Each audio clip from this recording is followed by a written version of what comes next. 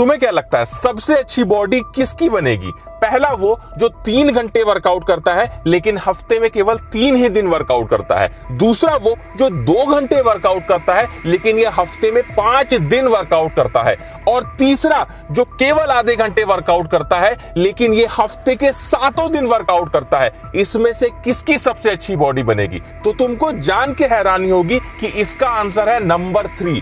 जो बंदा रोज केवल 30 मिनट वर्कआउट करता है लेकिन हफ्ते के 7 दिन वर्कआउट करता है, सबसे अच्छी बॉडी उसकी बनेगी। इसका रीजन है कि वो अपनी बॉडी को डेली बेसिस पे शॉक दे रहा है, जिस वजह से मसल ग्रोथ तेजी से हो पा रही है।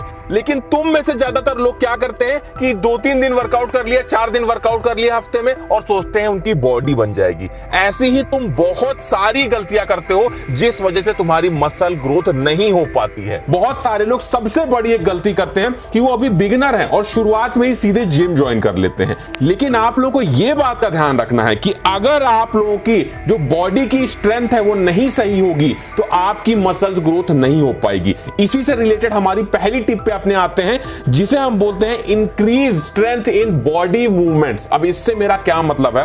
बेसिक मूवमेंट्स क्या क्या होते हैं? जैसे हम चलते हैं, हम उठते बैठते हैं, उसी के साथ में हम अपने बॉडी के वजन को अगर नहीं उठा पाते हैं तो कहां से मसल्स ग्रोथ होगी? बॉडी का वजन कब हम उठाते हैं? जब हम पुल अप करते हैं। अगर आप लोग 10-15 पुलअप नहीं लगा पाते हो एक बार में, इसका मतलब आपकी बॉडी उतनी स्ट्रांग है ही नहीं कि आप लोग की मसल्स ग्रोथ को बढ़ा पाए। अगर आप लोग 20-25 पुशअप नहीं लगा पाते हो एक बार में, तो इसका मतलब यह है कि आपकी बॉडी में स्ट्रेंथ नहीं है, तो वर्कआउट करोगे भी तो भी मसल्स ग्रोथ नहीं हो पाएगी। इसलिए हमेशा इस बात का ध्यान रखो कि बेसिक बॉडी मूवमेंट्स को पहले स्ट्रांग करो, ज्यादा से ज्यादा पुशअप लगाओ, ज्यादा से ज्यादा पुलअप लगाओ, ज्यादा से ज्यादा स्क्वाट्स करो, दंड बैठक जिसे बोलते हैं, इसे करने की कोशिश करो। ये जितना बढ़ाते जाओगे मसल्स ग्रोथ होती जाएगी। उसके बाद जाके जिम में हैवी वर्कआउट करो और आप देखोगे कि मसल्स ग्रोथ तेजी से होने लगेगी। उसके बाद में हम बात करते हैं अपनी टिप नंबर 2 की, वो है यूज लाइट वेट। मैंने आपको बहुत सारे वीडियो में ये बताया है कि जब तक आप भारी वजन नहीं उठाओगे आपकी मसल्स ग्रोथ नहीं होने वाली। तो बहुत सारे लोग क्या समझते हैं कि वो तुरंत ही जिम ज्वाइन कर रहे हैं, अभी बिगिनर हैं, कुछ दिन से वर्कआउट कर रहे हैं, तुरंत हैवी वेट उठाने लग जाते हैं। तो ऐसा नहीं करना है आपको। अगर आप अभी बिगिनर हैं तो आपको सबसे एक अच्छी टिप बताता हूं मैं, लाइट वेट का इस्तेमाल करो, हल्के वजन का इस्तेमाल करो। घर में वर्कआउट कर रहे हो तो भी हल्के वजन का इस्तेमाल करो और ज्यादा रिपीटेशन लगाओ। ज्यादा रिपीटेशन लगाओगे मसल्स फटीग होंगी, जिससे आपकी मसल्स ग्रोथ बढ़ने में मदद मिलेगी। कम रिपीटेशन नहीं करना है, हल्के वजन से ज्यादा रिपीटेशन करना है और उसके बाद में समय के साथ में जब आप लोग ज्यादा उठाने लग जाओ तो धीरे धीरे करके हैवी वेट उठाना है और आप देखोगे मसल्स ग्रोथ काफी तेजी से होने लगेगी। एक बात का और ध्यान रखना, मसल ग्रोथ को बढ़ाने के लिए जॉइंट्स की मोबिलिटी का अच्छा होना बहुत जरूरी है, जिसमें फाइटिका का फ्लेक्सी मूव आपकी मदद कर सकता है। आप में से बहुत सारे लोग 40+ होंगे जिन्हें बोन रिलेटेड इशू हो या कोई भी मोबिलिटी इशू होगा। उसके अलावा बहुत से लोग फिजिकल एक्टिविटी करते हैं जैसे रनिंग हो गया, वेट ट्रेनिंग हो गया, कार्डियो, जिसमें उनके जॉइंट्स और मोबिलिटी का बहुत ज्यादा यूज होता है और वो सभी अपने जॉइंट्स और मोबिलिटी को इंप्रूव करने के लिए फाइटिका फ्लेक्सी मूव का इस्तेमाल कर सकते हैं। इसमें आपको ग्लूकोसामाइन मिलता है। अगर ग्लूकोसामाइन आपके शरीर में कम होगा तो ये आपके लिगामेंट्स और टेंडन्स को कमजोर कर देता है। इसलिए ग्लूकोसामाइन हमारी बॉडी में पर्याप्त मात्रा में होना बहुत ज्यादा जरूरी है। ग्लूकोसामाइन आपके कार्टिलेज को रिप्लेनिश करता है और आपके जॉइंट्स के नॉर्मल फंक्शन को सपोर्ट करता है। उसके साथ में इसमें आप लोग को रोसेफ पाउडर, बोसवेलिया और सोडियम हाइलुरोनेट मिलता है, जो इसे 4-in-1 फॉर्मूला बनाता है which enhances your overall joint and cartilage health. Rosehip powder extract antioxidant rich होता है जो आपके जॉइंट्स के इन्फ्लेमेशन को कम करता है और जॉइंट्स में हो रहे डिस्कंफर्ट को सही करने में मदद करता है। बोसवेलिया एक नेचुरल हर्ब है और इसमें एंटी इंफ्लेमेटरी प्रॉपर्टीज होती हैं जो आपके जॉइंट इन्फ्लेमेशन को कम करने के साथ साथ जॉइंट के डिस्कंफर्ट को दूर करता है। सोडियम हाइलुरोनेट आपके फ्लूइड्स को मेंटेन रखता है और साइनोवियल फ्लूइड की डेंसिटी बढ़ाता है। ये फ्लूइड एक ल्यूब्रिकेंट और शॉक एब्जॉर्बर की तरह काम करता है।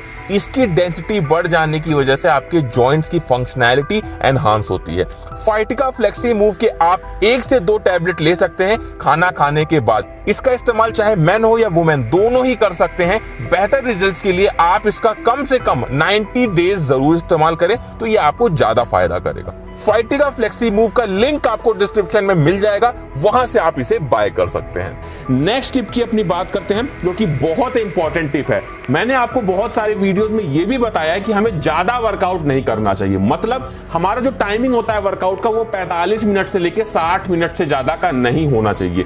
लेकिन ये उनके लिए बताया गया था जो लोग जिम जाके हैवी वर्कआउट करते हैं। अगर आप लोग होम वर्कआउट करते हो या जिम में भी वर्कआउट करते हो लेकिन हल्के वजन से वर्कआउट करते हो, तो आप लोगों को अपनी टाइमिंग बढ़ानी होगी, क्योंकि जब तक स्टिमुलस नहीं मिलेगा मसल्स को, जब तक आपकी टाइमिंग ज्यादा नहीं होगी। अगर हल्का वर्कआउट करते हो, घर में वर्कआउट करते हो, तो ज्यादा वर्कआउट करना होगा। 1 घंटे से लेकर 1.5 घंटे तक का वर्कआउट करना होगा, जिससे आपकी मसल्स ग्रोथ बढ़ पाएगी। क्योंकि हल्का वजन इस्तेमाल करके ज्यादा वर्कआउट करने से ही मसल्स ब्रेक होती हैं, और जब बॉडी उन्हें रिपेयर करती है तो हमारी मसल्स ग्रोथ उसी हिसाब से बढ़ने लगती है। तो इस बात का ध्यान रखना है, इसी हिसाब से काम करना है।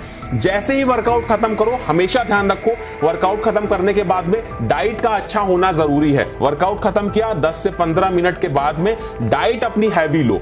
जो भी डाइट में ले रहे हो, कार्बोहाइड्रेट की मात्रा भी अच्छी होनी चाहिए, प्रोटीन की मात्रा भी अच्छी होनी चाहिए, सारे न्यूट्रिशन मिलेंगे तभी मसल्स ग्रोथ हो पाएगी। नहीं तो वर्कआउट करते रह जाओगे, मसल्स ग्रोथ नहीं हो पाएगी। उसके बाद बात करते हैं अपनी नेक्स्ट टिप की। आप सभी को मैंने एक बात बताई थी कि अगर हम लोग वर्कआउट करते हैं तो हमें एक वर्कआउट प्लान को फॉलो करना जरूरी होता है। सबसे अच्छा जो वर्कआउट प्लान होता है फॉलो करने के लिए, उसे हम बोलते हैं पुश पुल लेग्स वर्कआउट।